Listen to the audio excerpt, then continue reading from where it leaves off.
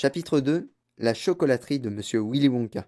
Le soir, après avoir mangé sa soupe aux choux noyée d'eau, Charlie allait toujours dans la chambre de ses 4 grands-parents pour écouter leurs histoires et pour leur souhaiter bonne nuit. Chacun d'eux avait plus de 90 ans. Ils étaient fripés comme des pruneaux secs, ossus comme des squelettes, et toute la journée, jusqu'à l'apparition de Charlie, ils se pelotonnaient dans leur lit, 2 de chaque côté, coiffés de bonnets de nuit qui leur tenaient chaud, passant leur temps à ne rien faire, mais dès qu'ils entendaient la porte s'ouvrir, puis la voix du petit Charlie qui disait « Bonsoir grand-papa Joe et grand-maman Joséphine !»« Bonsoir grand-papa Georges et grand-maman Georgina !» Tous les 4 se dressaient dans leur lit, leurs vieilles figures ridées lui souriaient, illuminées de plaisir, et ils commençaient à lui raconter des histoires, car ils aimaient beaucoup le petit garçon. Il était leur seule joie, et toute la journée ils attendaient impatiemment l'heure de sa visite. Souvent, ses parents l'accompagnaient et, debout dans l'encadrement de la porte, ils écoutaient les histoires des grands-parents.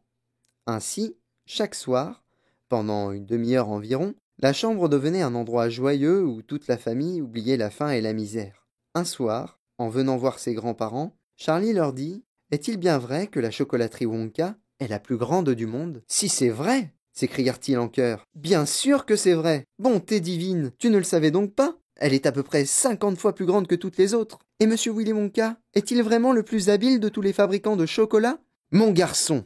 dit grand-papa Joe, en se soulevant sur son oreiller. « Monsieur Willy Wonka est le chocolatier le plus fascinant, le plus fantastique, le plus extraordinaire que le monde ait jamais vu.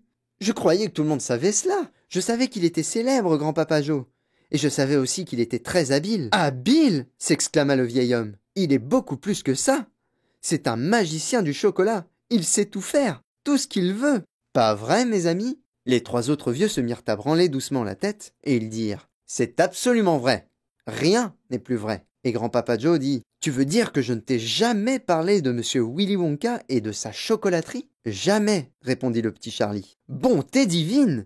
Où avais-je la tête ? Veux-tu m'en parler maintenant, grand-papa Joe, s'il te plaît ? Certainement. Viens t'asseoir près de moi sur le lit, mon petit.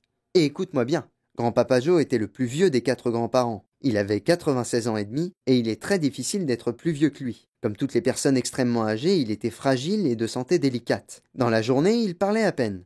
Mais le soir, en présence de Charlie, son petit-fils bien-aimé, il semblait rajeunir, comme par miracle. Toute fatigue le quittait et il devenait vif et remuant comme un jeune garçon. « Oh, quel homme, ce Monsieur Willy Wonka !» s'écria grand-papa Joe. « Est-ce que tu savais, par exemple, qu'il a inventé à lui seul plus de 200 nouvelles variétés de bâtons de chocolat, chacun fourré de façon différente, plus sucrés et plus onctueux, plus délicieux les uns que les autres ? Aucun autre chocolatier ne peut en faire autant. »« C'est la vérité !» cria grand-mère Joséphine. « Et il les expédie aux 4 coins de la terre. N'est-ce pas vrai, grand-papa Joe ? » ?»« C'est bien vrai, ma chère. C'est vrai. Il en envoie à tous les rois et à tous les présidents du monde entier. Mais il ne fait pas seulement des bâtons de chocolat.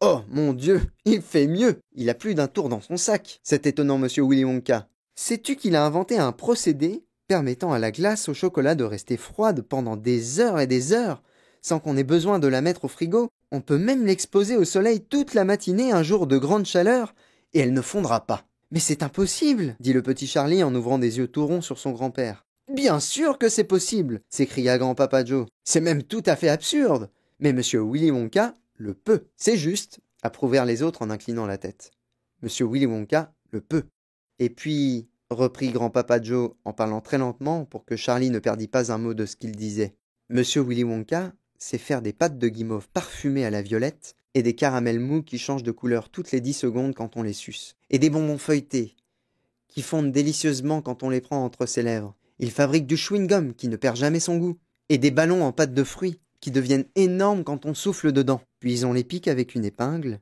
et on les avale. Et puis il a une méthode secrète pour faire de beaux œufs d'oiseaux bleus, tachés de noir. Et si on en prend un dans la bouche, il devient de plus en plus petit, jusqu'à ce que soudain il ne vous en reste qu'un minuscule bébé oiseau tout rose, en sucre, perché au bout de la langue. » Grand-papa Joe se tut un instant, pour passer lentement le bout de la langue sur les lèvres. « Rien qu'à y penser, j'ai l'eau à la bouche, dit-il. »« Moi aussi, dit le petit Charlie. Mais continue, s'il te plaît. » Tandis qu'il parlait, monsieur et madame Bucket, les parents de Charlie, étaient entrés sur la pointe des pieds. Tous 2 se tenaient près de la porte et écoutaient. « Raconte à Charlie l'histoire de ce prince indien fou, dit grand-maman Joséphine. Il l'aimera bien. Tu veux parler du prince Pondichéry, dit grand-papa Joe. Puis il éclata de rire. Complètement toqué, dit grand-papa Georges. Mais très riche, dit grand-maman Georgina. Qu'est-ce qu'il a fait demanda vivement Charlie. Tu le sauras, dit grand-papa Joe. Écoute-moi bien.